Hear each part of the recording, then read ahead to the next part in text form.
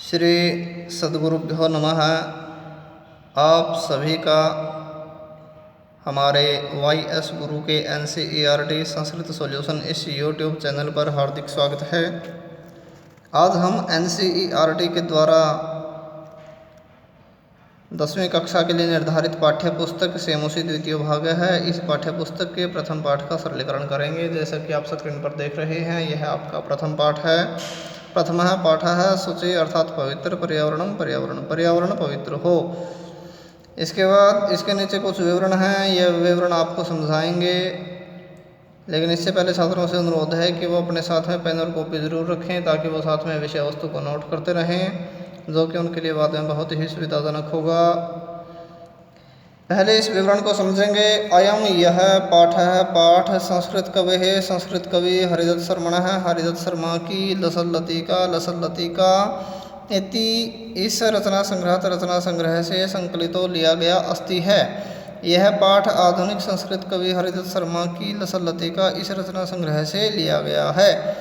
अत्र यहाँ पर कवि महानगराणाम महानगरों की यंत्राधिक्येन यंत्रों की अधिकता से प्रवर्धित बढ़े हुए प्रदूषणोपरि प्रदूषण के ऊपर चिंतित मन वाला दृश्यते दिखाई देता है। यहाँ पर कवि महानगरों की यंत्रों की अधिकता से बढ़े हुए प्रदूषण के ऊपर चिंतित मन वाला दिखाई देता है।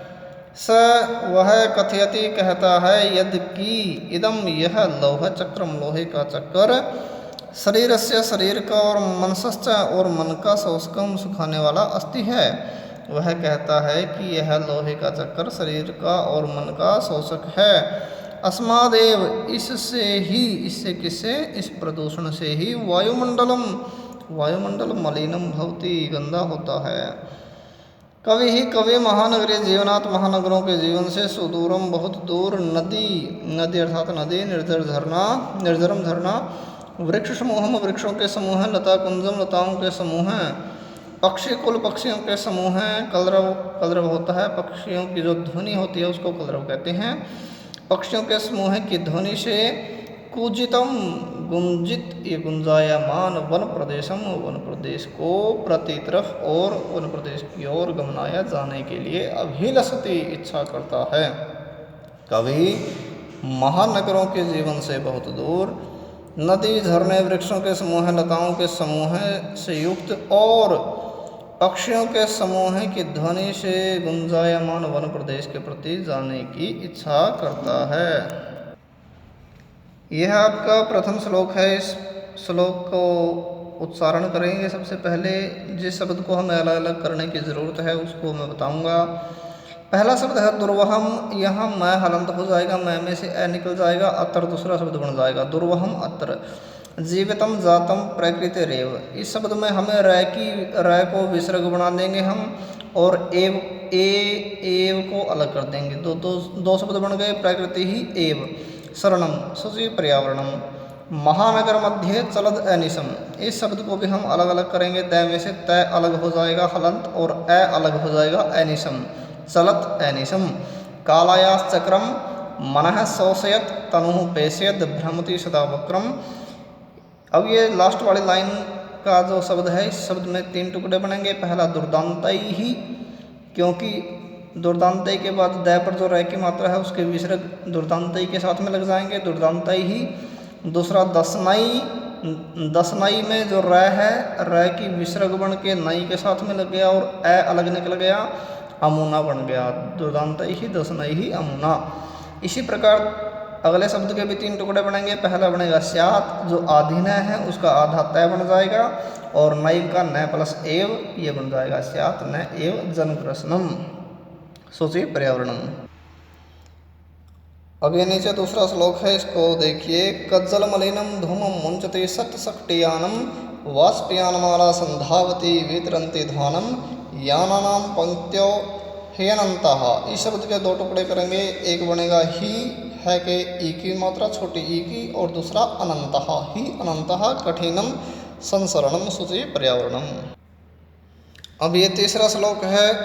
वायुमंडलम भृशम दूषितम न हि निर्मलम जलम कुत्सित वस्तु मिश्रितम भक्ष्यम श्यामलम धरातलम करणीयम अब करणीयम के बाद जो शब्द है उसमें 3 टुकड़े बनेंगे। पहला बही, बही के बाद में विसर्ग आएंगे, र के विसर्ग बना के ही के साथ में लगा देंगे और ए अलग करके अंतः ये बना देंगे। अंत के भी विसर्ग लगेंगे, वो विसर्ग बनेंगे ज के ऊपर जो र की मात्रा है उसके, तो बही ही अंतः जगती। 3 शब्द बन गए। तू बहु शुद्धिकरणम शुचि पर्यावरणम।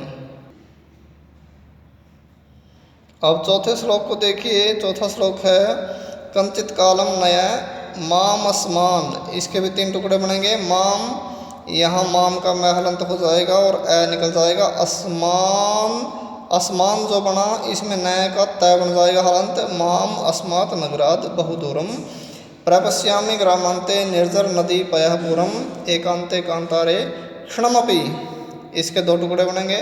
क्षणम में हलंत हो जाएगा, अपि अलग बन जाएगा। क्षणम अपि में स्यात् संचरणम शुचि पर्यावरणम। अब ये 5वां श्लोक है हरित तरुणाम ललित लतानाम माला रमणीया कुसुमावली ही समीर चालिता स्यान में वर्णिया नवमालिका रसालम मिलिता रुचिरम संगमनम शुचि पर्यावरणम। ये 6ठा श्लोक है यहाँ पर ऊपर, इसको देखिए। अयि चल बंदोहो खग कुल कलरव गुंजित वन देशम पुरा कलरव संभ्रमित जनेभ्यो धृत सुख संदेशम चाक चिक्के जालम नो कुरियाज। ये जो कुरियाज है आधे जय का आधा तय बन जाएगा। कुरियात एक शब्द बन गया, जीवित एक बन गया, रस हरणम ये एक बन गया। कुरियात जीवित रस हरणम शुचि पर्यावरणम। इसी प्रकार 7वां जो श्लोक है इसको देखिए। प्रस्तर तले लता तरुगुल्मा नो भवन्तु पिष्टाः पाषाणी सभ्यता निसर्गे स्यान न। इस शब्द के टुकड़े बनाएंगे। स्यात तय आधा, न का आधे न का आधा तय, स्यात न समाविष्टा मानवाय जीवनम कामये नो जीवन मरणम शुचि पर्यावरणम। तो इस प्रकार से हमने पहले श्लोकों का अनुवाद किया, उनको खंडशः पढ़ना सीखा, उच्चारण किया। अब यहाँ सरलीकरण करेंगे।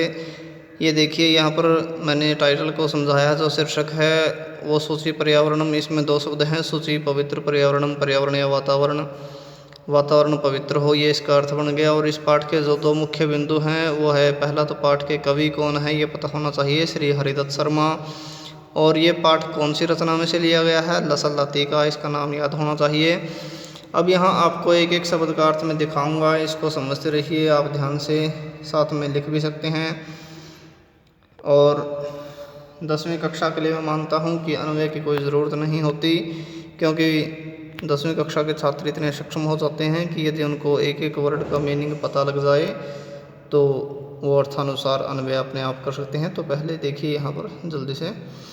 दुर्वहम कठिन अत्र, यहाँ पर जीवितम जीवन जातम हो गया। प्रकृति ही प्रकृति, एव ही शरणम शरण या सहारा है। शुचि ही पवित्र हो। ये जो हो शब्द हमने लिखा है ये सूची का अर्थ नहीं है, ये हमने पंक्ति को पूरा करने के लिए लिखा है। इसको हम पदपूरक शब्द भी कह सकते हैं।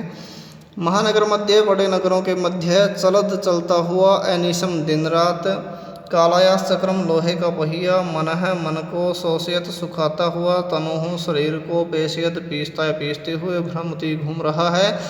सदा सदा या सदा हमेशा, वक्रम टेढ़ा, दुर्दांतई भयंकर या भयानक, दसनई दांतों से, अमोना इससे, इससे किससे, इस प्रदूषण से, स्यात हो न नहीं, एव ही जनग्रसनम, जन होता है मानव या लोग, और ग्रसनम भक्षण या विनाश, इसे हम मानव का विनाश या जन भक्षण भी कह सकते हैं।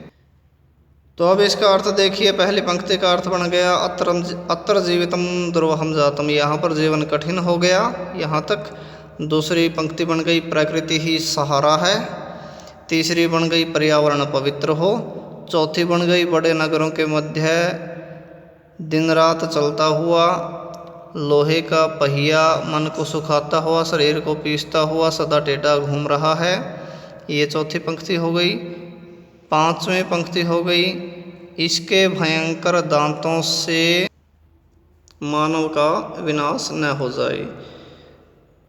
तो यहाँ पर भावार्थ मैंने लिखा है, इसको जल्दी से पढ़ भी सकते हैं आप। यहाँ पर जीवन कठिन हो गया, प्रकृति ही सहारा है, पर्यावरण पवित्र हो, बड़े नगरों के मध्य दिन रात मन को सुखाता हुआ, शरीर को पीसता हुआ लोहे का पहिया टेढ़ा घूम रहा है, इसके भयंकर दांतों से मानव का विनाश न हो जाए। अब यहाँ दूसरा श्लोक इसी प्रकार से सरल करेंगे। कज्जल, कज्जल होता है काजल, जैसा हमने अपने आप लगाया है, इसको पदपूर्वक शब्द आप मान सकते हैं। मलिनम, मलिन या काला। धूमम, धुआं। मुंचती, छोड़ती हैं। सत, सैकड़ों या 100। सक्टियानम, मोटर गाड़ियाँ। वाष्पयानमाला, रेलगाड़ी की पंक्ति। संधावती, दौड़ रही है। वितरंती, देती या फैलाती हुई। ध्वानम, ध्वनि या शोर को। यानानाम, वाहनों की पंक्तियों, पंक्तियाँ ही निश्चय ही अनंता, अनंत है। कठिनम, कठिन या मुश्किल। संसरणम, चलना। शुचि, शुद्ध हो। पर्यावरणम, पर्यावरण। अब इसका भावार्थ समझिए। पहली पंक्ति बनेगी सैकड़ों मोटर गाड़ियाँ काजल जैसा काला धुआं छोड़ती हैं। दूसरी पंक्ति बनेगी रेलगाड़ी की पंक्ति दौड़ रही है। अब तीसरी पंक्ति बनेगी निश्चय ही शोर को फैलाती हुई वाहनों की पंक्तियाँ अनंत है। इसके बाद बनेगा चलना कठिन है, मुश्किल है, और अंतिम बनेगी पर्यावरण पवित्र हो। तो इसी तरह तीसरा श्लोक देखिए। वायुमंडलम अर्थात वायुमंडल भृशम बहुत ज़्यादा दूषितम दूषित हो गया। न नहीं ही निश्चय ही निर्मलम साफ। जलम पानी कुत्सित गंदा या गंदी। यहाँ गंदा अगर हम अर्थ लेंगे तो ज़्यादा ठीक रहेगा। वस्तु मिश्रितम वस्तुओं से मिश्रित। भक्षम खाद्य पदार्थ। श्यामलम गंदगी से युक्त। धरातलम धरातल अर्थात धरती। करणीयम करना चाहिए। बही बाहर अंत है अंदर जगती संसार में। तू तो बहु बहुत। शुद्धिकरणम शुद्धिकरण। शुचि पवित्र या शुद्ध हो। पर्यावरणम पर्यावरण। तो अब इसके अर्थ को देखिए, भावार्थ को समझिए। वायुमंडल बहुत ज़्यादा दूषित हो गया, यह पहली पंक्ति बन गई। दूसरा, पानी निश्चय ही साफ नहीं है अर्थात निश्चय ही पानी साफ नहीं है। तीसरी बन गई खाद्य पदार्थ गंदी वस्तुओं से मिश्रित हैं। चौथी बन गई धरातल गंदगी से युक्त है। और पांचवी बनेगी संसार में अंदर बाहर से तो बहुत ही शुद्धिकरण करना चाहिए। और अंतिम बन गई पर्यावरण शुद्ध हो। यहाँ पर चौथे श्लोक को देखिए। कंचित कुछ कालम समय नया ले चलो माम मुझको अस्मात इस नगरात नगर से बहु बहुत दूरम दूर प्रपश्यामी देखता हूँ। ग्रामांते गांव की सीमा पर निर्झर झरना। नदी नदी पयः पूरम जल से भरा तालाब। पयः होता है पानी, पूरम भरा हुआ जल से भरा तालाब। एकांते एकांत कांतारे वन में। क्षणम थोड़ी देर क्षण भर अपि भी में मेरा स्यात हो जाए। संचरणम चलना। शुचि पवित्र हो। पर्यावरणम पर्यावरण। तो यहाँ पर कवि शहरी जीवन से परेशान होकर कहता है कि मुझको इस नगर से बहुत दूर कुछ समय ले चलो। मुझको इस नगर से कुछ समय बहुत दूर ले चलो। यह पहली पंक्ति बन गई। दूसरी पंक्ति बनेगी गांव की सीमा पर झरना नदी जल से भरा तालाब देखता हूँ। अब ये गांव की प्रकृति के बारे में बताया कवि ने कि शहरों में ये नहीं मिलता लेकिन गांव में मिल जाते हैं। गांव की सीमा पर झरना नदी जल से भरा तालाब देखता हूँ। और अंत में इच्छा करता है कि एकांत वन में थोड़ी देर भी मेरा भ्रमण हो जाए तो ये लाभदायक रहेगा। पर्यावरण पवित्र हो। ये पांचवा श्लोक है। हरित तरुणाम हरित हरता। हरित का मतलब होता है हरा और तरुणाम वृक्षों की, हरे वृक्षों की। ललित सुंदर या रमणीय लता नाम लताओं की। माला माला रमणीय मनमोहक। कुसुम फूल की साथ में लगा सकते हैं पदपूर्ति के लिए। अवली पंक्ति समीर हवा से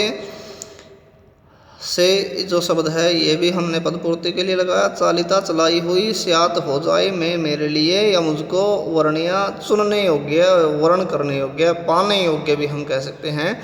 नवमालिका नवमल्लिका ये बेल का नाम है। रसालम आम के साथ आम को। मिलिता मिली हुई। रुचिरम सुंदर। संगमनम मिलन शुचि शुद्ध हो। पर्यावरणम पर्यावरण। अब देखिए पहली पंक्ति बन गई हरे वृक्षों की और लताओं की जो माला है, जो पंक्तियां हैं वो सुंदर और मनमोहक है। दूसरी बन गई हवा से चलाई हुई फूल की पंक्ति मेरे लिए वर्ण करने योग्य हो जाए, अर्थात मैं उसको प्राप्त कर सकूं। हमेशा ऐसी मेरे पास फूलों की पंक्तियां बनी रहे। ये हरियाली को पाने की, सुंदरता को पाने की कामना, प्रकृति की सुंदरता। आम के साथ जो नवमल्लिका की बेल मिली हुई है, यह मिलन भी सुंदर है, इसलिए पर्यावरण पवित्र हो, अर्थात ये प्रकृति की सुंदरता ऐसे ही बने रहे, पर्यावरण पवित्र हो। छठे श्लोक में देखिए, ऐ अर्थात हे या अरे, चल चलो, बंधो हे बंधु, खग पक्षी या पक्षियों के कुल समूह से या समूह की, कलरव ध्वनि से गुंजित गुंजित वन देशम वंदे वन को, पुरह नगर के कलरव शोर संभ्रमित भयभीत या बेचैन जनेभ्यो लोगों के लिए धृत धारण किए हुए सुख संदेशम सुख के संदेश को, चाकचिक्य जालम, चाकचिक्य होता है बनावटी या कृत्रिम या चकाचौंध, इन सब अर्थों के लिए चाकचिक्य शब्द को इस्तेमाल करते हैं। चाकचिक्य हो गया चकाचौंध की दुनिया, नो हमारे नहीं, इसके दो अर्थ बनते हैं। इस बात को बच्चे अच्छी तरह से ध्यान में रखें। नो शब्द के दो अर्थ बनते हैं, नहीं भी इसका अर्थ होता है और हमारे भी, लेकिन हमारे जो इसका अर्थ होता है वो ज़्यादा वैदिक संस्कृत में प्रयोग होता है, लौकिक में ज़्यादातर नहीं शब्द ही इस्तेमाल होता है। यद्यपि कहीं कहीं देखने कोई लौकिक संस्कृत में भी हमारे शब्द का प्रयोग मिल जाता है। कुर्यात करें जीवित जीवन के रस हरणम, रस का हरण, शुचि पर्यावरणम, पर्यावरण पवित्र हो। यहाँ पर कवि कहता है कि हे बंधु, पक्षियों के समूह की ध्वनि से गुंजित वन को चलो। कैसा वन? जहाँ पर पक्षियों के समूह की ध्वनि से वो वन गुंजित हो। नगर वो वन को चलने को क्यों कहता है? क्योंकि वह वन, उस वन की विशेषता क्या है? वह वन नगर के शोर से भयभीत या नगर के शोर से बेचैन लोगों के लिए सुख के संदेश को धारण किए हुए है, अर्थात जो लोग शहरों में बेचैन हैं, घुटन महसूस कर रहे हैं, उनको भी वहाँ जाकर सुख प्राप्त होता है। तो इसलिए वन जो प्रकृति की देन है, वह सुख के संदेश को धारण किए हुए है। चकाचौंध की दुनिया हमारे जीवन के रस का हरण न कर ले, पर्यावरण पवित्र हो। अब 7वां श्लोक, प्रस्तर तले पत्थरों के तल पर, प्रस्तर होता है पत्थर, तले तल पर, पत्थरों के तल पर, लता लता तरु पेड़ गुल्मा झाड़ी, नो न भवंतु हो, पिष्टः पिसी हुई, पाषाणी पत्थरों की सभ्यता, सभ्यता निसर्गे प्रकृति में स्यात् हो, न नहीं, समाविष्टा समावेशित, मानवाय मानव के लिए, जीवनम जीवन की, कामये कामना करता हूँ, जीवन को भी कह सकते हैं हम, नो नहीं जीवन मरणम जीवित रहते हुए मरने की, शुचि शुद्ध हो, पर्यावरणम पर्यावरण। यहाँ पर देखिए कवि चिंता प्रकट करता है कि हम पेड़ों को काटते जा रहे हैं और उनकी जगह इमारतें खड़ी करते जा रहे हैं। यहाँ पर इमारत को भावार्थ में कवि ने कहीं न कहीं पत्थर का नाम दे दिया कि ये लता पेड़ और झाड़ी ये पत्थरों के तल पर पिसी हुई न हो, अर्थात ऐसा ना हो कि हम इनको सबको ख़त्म करके चारों तरफ इमारत ही इमारत हो जाए। ऐसा कवि एक परोक्ष रूप से संकेत करता है समाज के लिए। लता पेड़ और झाड़ी पत्थरों के तल पर पिसी हुई न हो, और ये पत्थरों की सभ्यता प्रकृति में समावेशित न हो, अर्थात ऐसा ना हो कि कहीं सारी प्रकृति में पत्थर ही पत्थर, अर्थात ये इमारतें ही रह जाएं, कुछ पेड़ लताएं ये रहे ही ना। तो कवि कहता है मानव के लिए मैं जीवन की कामना करता हूँ, लेकिन जीवित रहते हुए मरने की नहीं। ये हम कुछ लौकिक जो भाषा है उसमें कह देते हैं कि जीते जी मरना, वो होता है जीते जी मरना, कि देखने में तो हम जीवन जी रहे हैं लेकिन अंदर ही अंदर प्रदूषण के कारण जो हम घुट घुट कर मर रहे हैं। मैं ऐसा नहीं चाहता, अर्थात जीवित रहते हुए जीते जी मरने की कामना नहीं करता। मैं तो मानव के लिए जीवन की कामना करता हूँ, पर्यावरण पवित्र हो। तो आपने इस प्रथम पाठ का सरलीकरण किया। अब हम दूसरी वीडियो में इसी पाठ का अभ्यास का कार्य आपको करवाएंगे। इसलिए हमारे इस चैनल पर निरंतर बने रहे। हमारे इस चैनल को सब्सक्राइब ज़रूर करें, लाइक करें, शेयर करें, कमेंट करें। धन्यवाद। जय तो संस्कृतम, जय तो भारतम।